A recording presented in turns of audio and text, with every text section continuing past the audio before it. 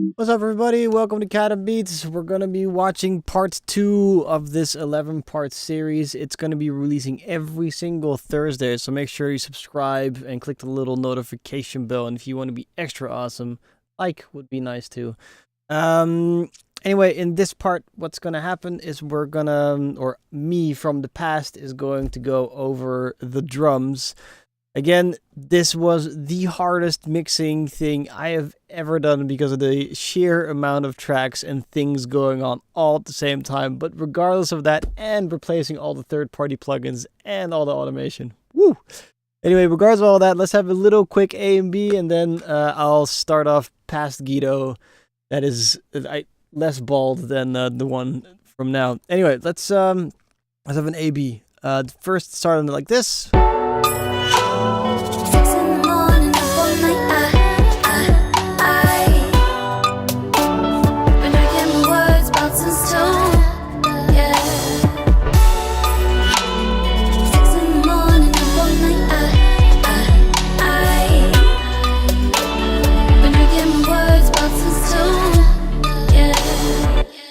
I hope you like the difference there. Anyway, it's full of Ableton 10 tricks and tips and me getting stuck. So, on to you, Guido from the past. The first thing that I want to do is find a place in the track where a lot of drums are drumming away. So let's just have a listen and try to find that.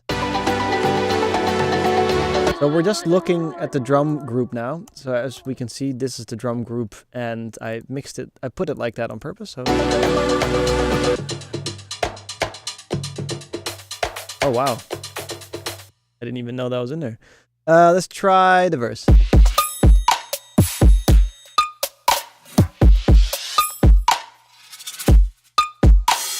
I think this is good to check. Maybe we can try. Wow, that bing is really loud.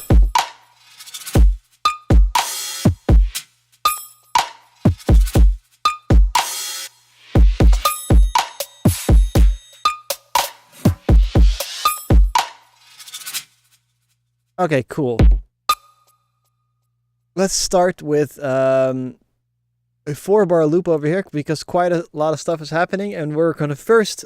This is another way I like mixing, is to really start in the, to set the levels and to fix problems in a very dense part of the track. Anyway, let's get started. So let's first check what is on this drum group to see what's going on.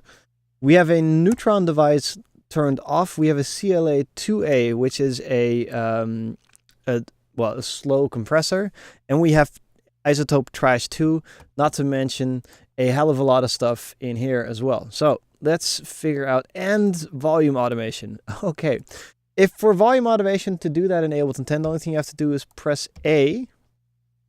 A. Why doesn't that work? Isn't it A? Okay, you have to press A, and then you can see the volume being changed. So we have the drums turning down for a certain part. I don't like that. I kind of want to have my my control on here. So what I'll do is first we're gonna copy volume automation onto a utility and use the gain knob instead to do volume automation, and then I will be able to use this button here to change the volume. And so in the mix I'll be able to then change like 1 decibel or 2 decibels and put it in there. So let's just take a utility, drop that. Man, there's so much going on. Drop that behind this track, open this up, and open it up with this button here. So you click plus, and then what you can do now is you can select everything like this in this, what's this called? Automation lane.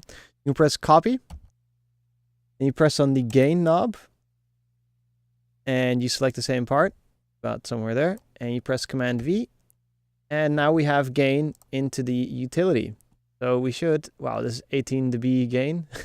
Let's just adjust that a little bit. So if you put your mouse underneath it, underneath the whole lane here, we can bring it down to 1 or to 0.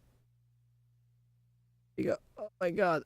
And then if you hold down Alt, no, if you hold down Shift, yep, if you hold down Shift, you can actually slow down and get precise automation going on. So now we're just copying, whatever, something like that.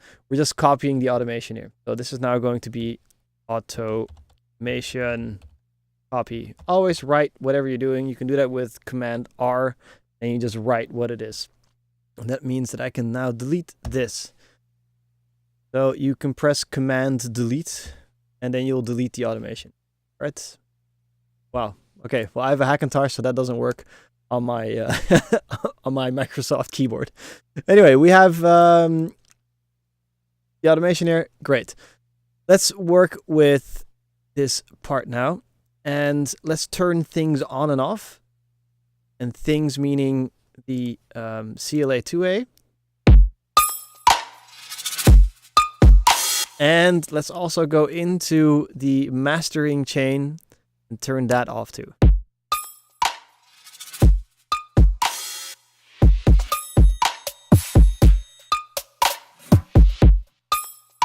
Very weird. Extremely sharp, this track. So, let's first see, was this neutron left off on purpose?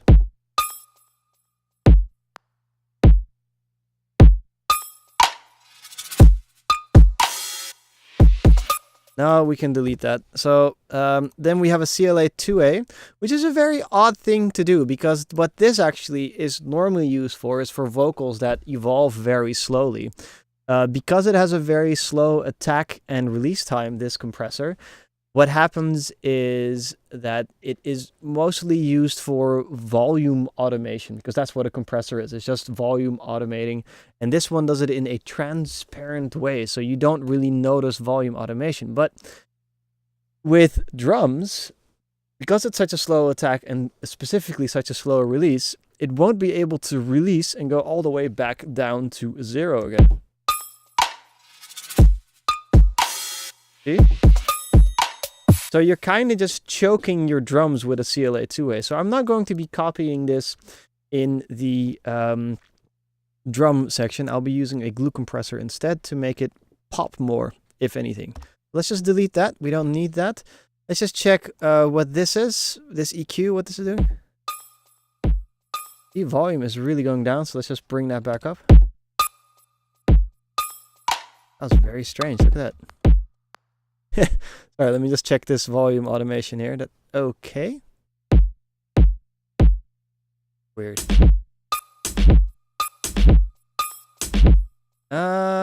Maybe. Okay, you know what I'll do? I'll call this again for what it is. This is an automation EQ. So we're just going to leave that the way it is, but we're also going to turn off what is not being used. Because every single one of these toggle switches, if you leave them on, it eats a little bit of your CPU. And I kind of want to have CPU for mixing. I don't want to have it for anything else. So we're just going to leave that the way it is. Then we have isotope trash. Let's see if we need to replace anything here or if we need to remake something. I just don't like kicks too much. Just turn this on and off.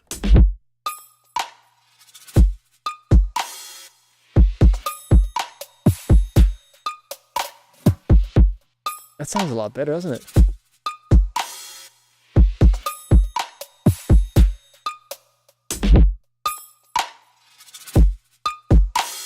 I don't like kicks that are completely and utterly distorted.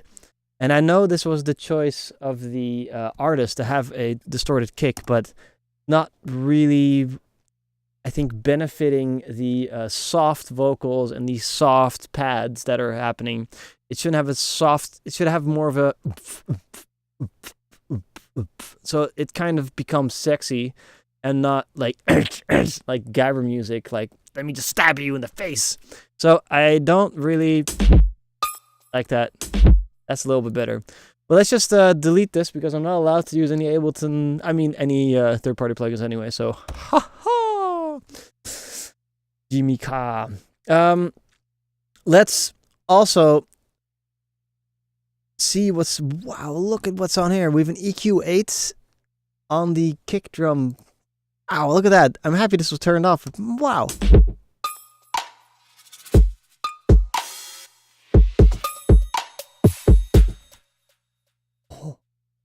Okay, so it's definitely more experimental, and we have to kind of respect the track as well, but I will also delete that.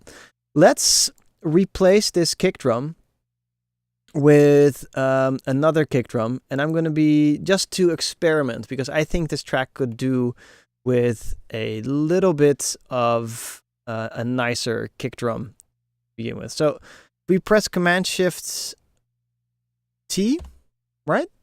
Yep. Then we can make a replace, replacement kick. You can make a replacement kick, and I'm gonna turn this kick off and make this red. Actually, no, make this red, and also assign the color to the clips, and make this white. There we go. And then I know that I've turned it off. I need to pay attention to it. I might mess something up. So let's just go to the drum rack that's in Ableton. And the reason why I like using drum rack instead of little audio clips is because I can easily switch kicks. So I'm going to be using the Production Music Live drums because they have nice drums. I'll be using the Deep Premium pack because it's just full of nice little kicks. See? Nice. But before I do that, I want to have a quick little listen to the track, so I'm completely 100% sure that it's good. And to have a listen to the track, I'm going to press Command K and set this to number 1, so I can just key map and click number 1. And man, that's loud.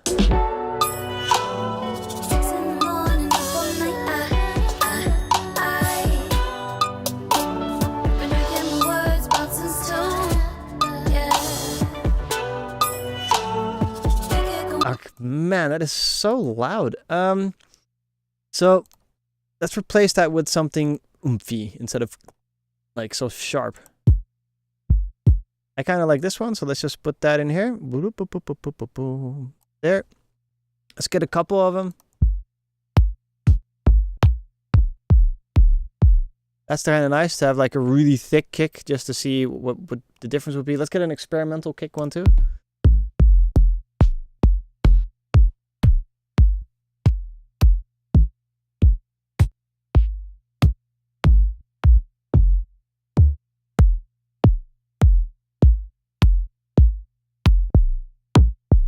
Ooh, that's deep.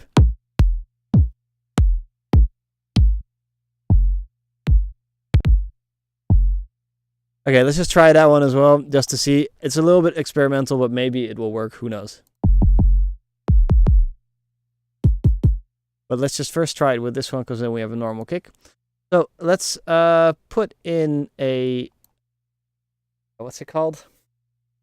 A MIDI clip with Command-Shift-M, and then you put a MIDI clip in there, and then I like to just go like this and follow along. So you just follow this, and then you replace the kick drum, and you don't have somebody complaining like me. It's nice. You know. Oh, it doesn't actually go that way, which is a bit annoying. Let's just... Okay. Good. So, as you can see, I kind of split up the track there. If you press Command J, then you consolidate it and it becomes one track again. Now, let's have a listen to this.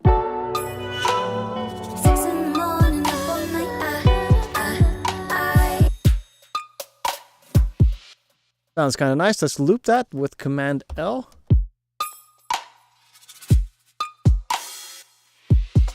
You kind of have to listen to it in context, and now what I can do is quickly just, you know, move that over there.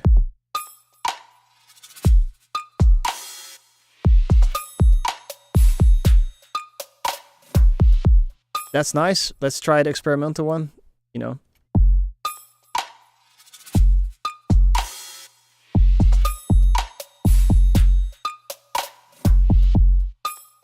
It's kind of sexy. Let's try that with the bass.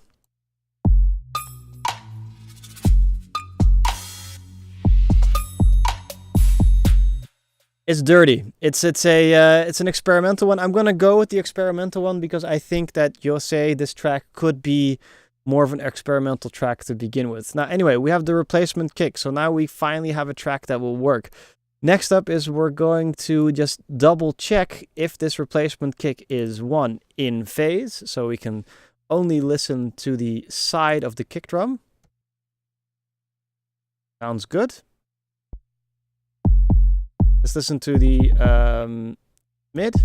Well, it's just mid, so it's only a mid kick. There's nothing actually extra going on.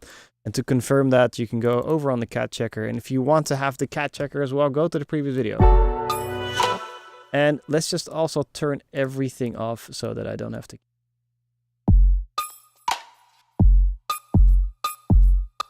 Okay, and let's just fix that automation as well, because that is frighteningly annoying.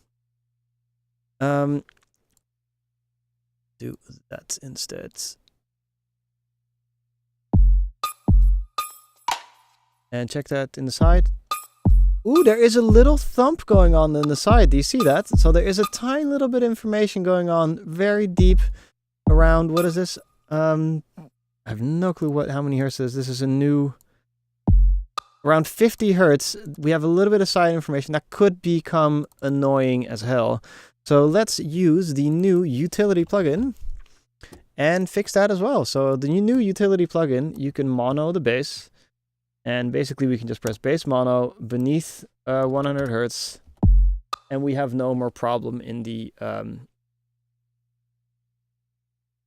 width department. You can also say mono because it's a kick drum. Great. Let's now check this clap.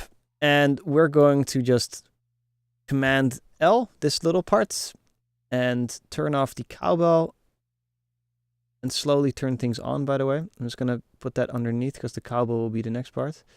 And let's also turn off this percussion loop. Will be on. For the rest, there's nothing really going on. So we just have to pay attention to this, this, this, and this. Okay, cloink. Cloink is the snare. Great sounding snare. It's going to a return track. A Valhalla vintage reverb, which is turned off, and a normal reverb, which is turned on.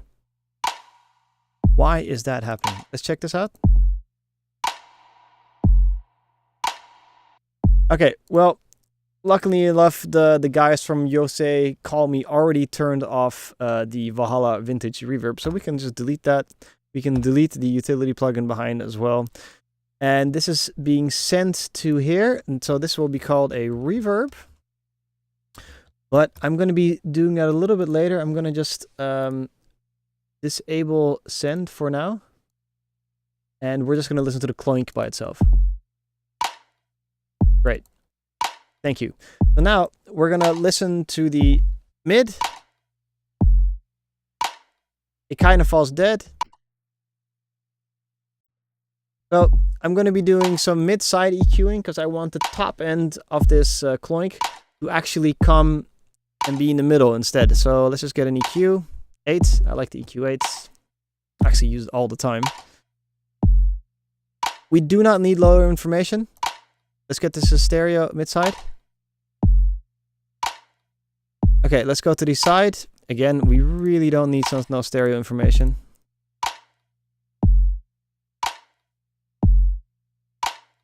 And I'm going to turn the side down. And I want the mid, I want that to actually be a little bit accentuated. There you go. Okay, great. Now, should we already go advanced?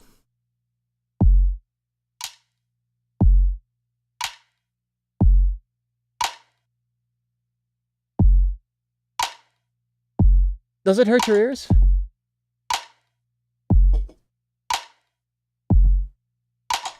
Not really, right? No, it's okay. It doesn't really hurt too much. It's a little bit pokey. So I might just want to glue compress this. I like using the glue compressor because it has less buttons. So I'm going to do the opposite of what you would normally do. What I want to do is I want to shave off the first transient. So I'm going to put the attack fast and the released kind of fast as well. Ratio on 10. And some of you are probably scratching your heads right now. What I'm going to do is basically the snare will come through. And then basically the snare comes in and then this compressor is going to be a volume knob and he's going to be like, no, hell no. And then he's going to let it back up. So it's just that first transient be like, nah, and then get back up. But obviously this is too much. So I'm going to be using the dry wet knob to keep a little bit of the transient, but also to just kind of get rid of a little bit of it as well. And as you can see, I first have the EQ, then I have the compressor because I want the EQ to not react to the bass of this track. I only want it to really react to the sound how it is now. So we completely deleted the snare, right? So let's make it a little faster. A little slower. A little bit faster. Okay, super fast. We're almost limiting it. And now we're going to just take this down. And a little less. Move it up.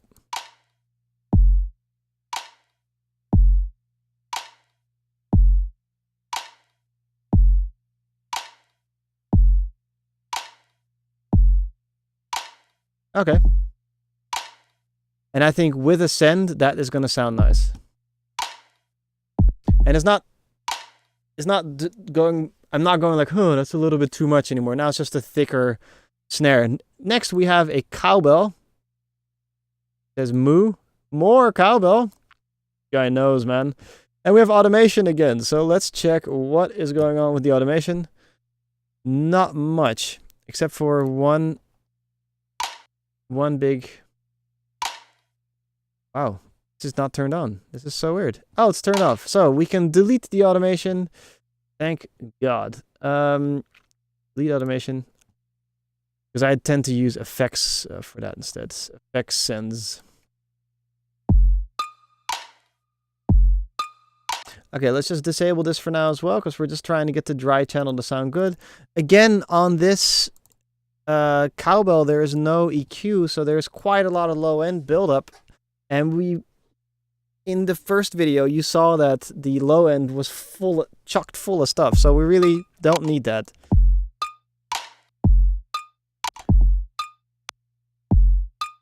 Again, let's just take the cloink compressor to get rid of that really pokey stuff.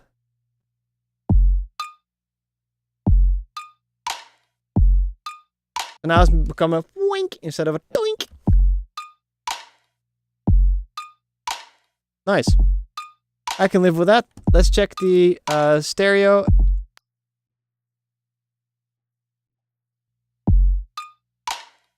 Okay, we can make this a little bit more mono. So I'll use a utility. And width down. There you go. And basically I'm trying to suck the life out of all these drums, and then in the next video we're gonna put the life back in it. But if I have control over it, then it's going to be a lot easier for me to then add things to it that won't destroy the mix. So we have quite a lot of weird percussion here. And let's see what's on here. We only have Ableton plugins. Thank you. We have automation twice. And we are just going to make the loop a little bit bigger.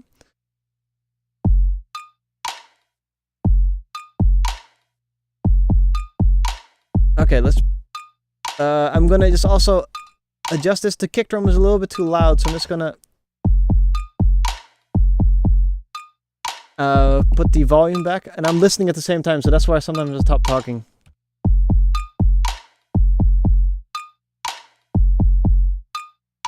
Man, that kick drum is heavy.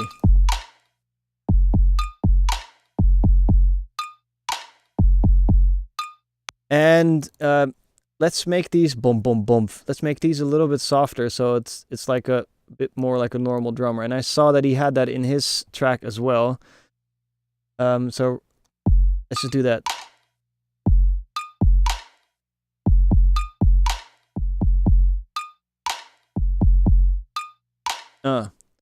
Because it's a bit sexy, you know, you kind of got to be sexy with this track. Also, this kick drum is quite long, so I'm just going to figure out where I can put this. Okay, it's one shot. Great. I want to have it in one shot mode because I don't want it to overlap each other. So it's like, and they all start playing together like a polyphonic. It's not a synthesizer. It's a monophonic sound that I want monophonic. Anyway, cowbell sounds good. The snare drum has been destroyed. So I'm just going to undo that.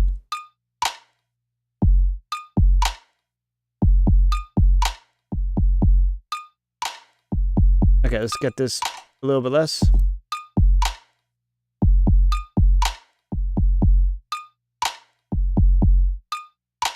Okay, we're good. Let's just bring the side level up a little bit. And let's bring this down a bit. Actually, no, that's not. Okay, great. Now let's put in the percussion loop. And all these little level settings are really going to help you. If you want to level set as well, the cheat code for level setting is to do it in mono. As you can see, we've been in mono this whole time.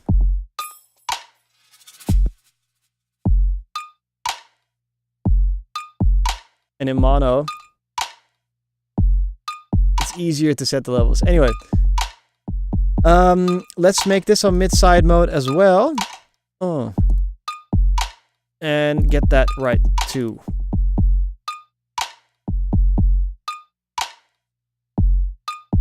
And let's just listen stereo.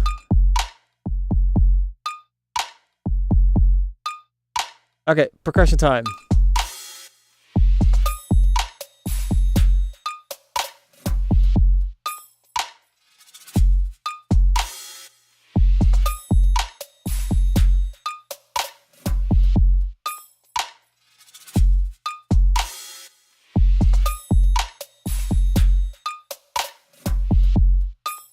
Okay, that's an interesting percussion loop.